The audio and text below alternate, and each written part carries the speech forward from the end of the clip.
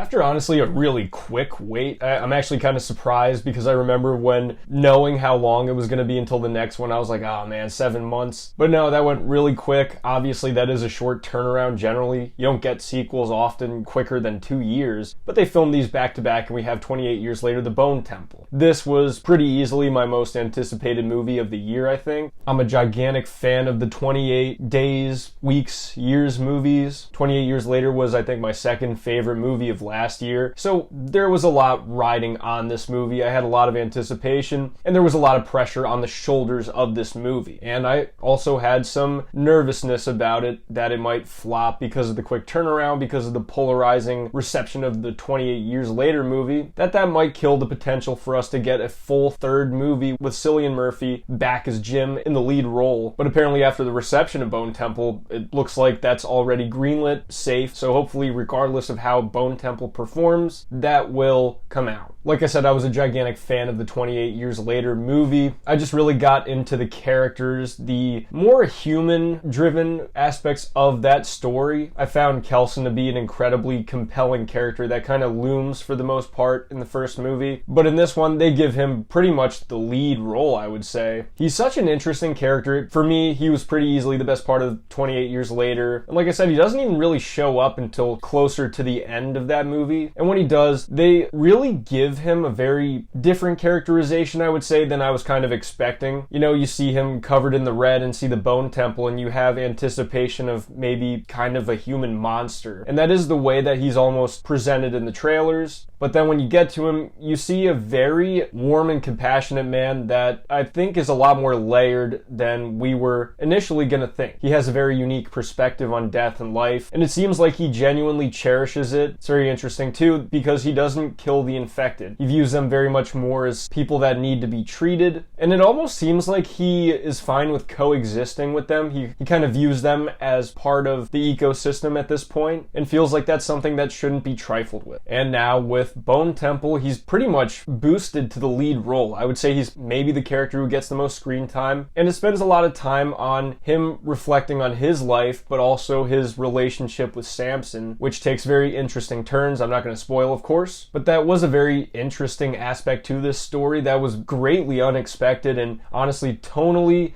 there were things about it that might have honestly made me nervous, but the way that they executed it, the way that Ralph Fiennes executed this performance, just completely sold you on that character and this relationship. I'd say that Kelson definitely represents the best of humanity at this point. He's oriented towards helping everybody, even the infected. He doesn't see them as monsters. He sees them as people whose mind is clouded by an infection, something that he thinks he can treat. And that's a very different perspective, I think, from most of the characters. And that's not even something that you would even consider, obviously, because you view them as monsters. You gotta get away from them. You gotta run away from them. They're trying to kill you. So the movie actually proposes questions that you wouldn't even think to ask about the infected. And that's where a great bit of the lore expansion comes from in this movie. And it's kind of just a great little expansion on the infected themselves. And although I think that this is probably the movie that has the least amount of infected action, they don't really focus on the zombie chases or anything in that. This movie is very much about either Ralph Fiennes or the human villains, which I'll get to, because that was the other great performance of this movie, Jack O'Connell as Jimmy Crystal. I was really excited for this character. A lot of people didn't really dig the end of 28 years later. They just found it to be too far of a tonal shift. And I will say, I think that there's a different tone in this movie than the one that they strike at the end of 28 years later, but it feels very much in line with the character that they present at the end of that movie, the one that they build up throughout that, because a lot of foreshadowing happens with Jimmy throughout 28 years later. You have his origin at the beginning of the movie, and now you see how all that's impacted him. He's someone who's lived most of his life in this situation, and it's basically carved him out to be something very ugly, representing some of the worst of humanity, and it almost feels like he's a sped up version of what inevitably happens to people in catastrophe and throughout history. And I love that religious fanaticism aspect of his character and the cult that follows him. And even in a neat little way, they kind of actually show all the different unique ways that religious fanaticism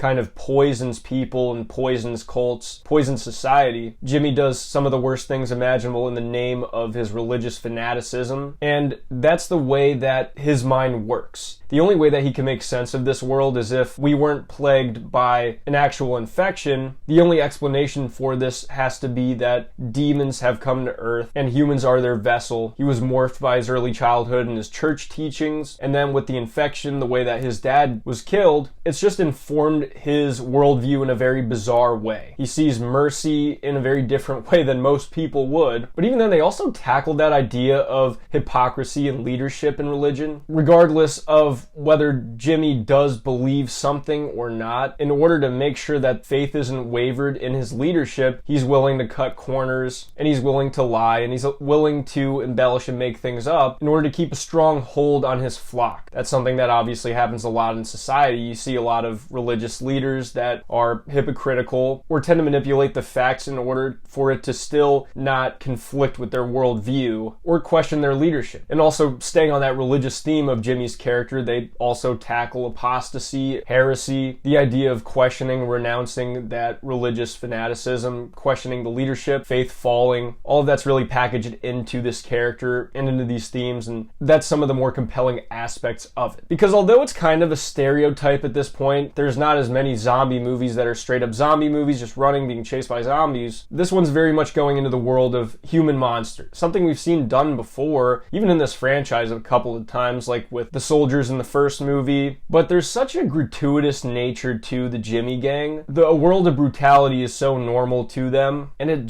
there's some points where it's really blood curdling. It's definitely the most violent of these, and I think it's extremely effective. When I say gratuitous, I don't mean it in a negative way, like it's unnecessary, but in the world, obviously, it's unnecessary because the Jimmy gang engages in a level of violence that is obviously cruel and uncalled for, and sometimes it makes you want to look away. There's extremely violent scenes, there's scenes where the Jimmy gang tortures innocent people. It really is just a thing of wrong place, wrong time, poor people ending up in the clutches of this psychotic gang that just happens to cross paths with them, and it's absolutely brutal. I think Spike gets a little bit shortchanged in this movie. I would say the big movie of his development is 28 Years Later. That's generally more of his character arc, and although they continue his journey and continue his arc, he is generally not the focus entirely of this. You don't really deal with the island he comes from or anything like that. And most of the movie, it is kind of just him almost captive in this gang, not wanting to get involved in the violence, but doing what he has to survive. And I still very much like Spike, and I'm excited to see where they go next with this character. But ultimately, I just don't think that that's what the movie's entirely focused on. I would say the big standouts are, of course, Jack O'Connell as Jimmy, Ralph Fiennes as Kelson. But ultimately, this movie just very much fires on all cylinders. It's exactly what I wanted it to be. It ramps things up compared to the first movie, and I think that the setup that first movie gives us makes for great payoff in this one. It's more flashy and explosive. It's probably a little bit more of what people were expecting or wanting from 28 Years Later. But I view them as just two very compelling and interesting parts of this franchise. I love them both, honestly. And this might be like extremely hyperbolic, but this was the first time in almost 4 years that I walked out of a movie and was just like, yeah, I have no notes really. That's a 5 out of 5 for me. Probably since The Batman have I done that. There's other movies where over time I eventually gave it a 5, like the Terrifier sequels and Longlegs. But with this, I walked out knowing immediately this is exactly what I wanted. It delivered it for me. It's probably my favorite movie the last 5 years, honestly, which is kind of crazy to even say. But this is just very much catered towards my sensibilities. An incredible script, incredible characters, and I want to watch it again already. Let me know what you guys think of 28 Years Later, The Bone Temple. I'm excited to see the reaction. I think it's pretty positive, it seems like. But let me know. I'm GM Light. Have a good one.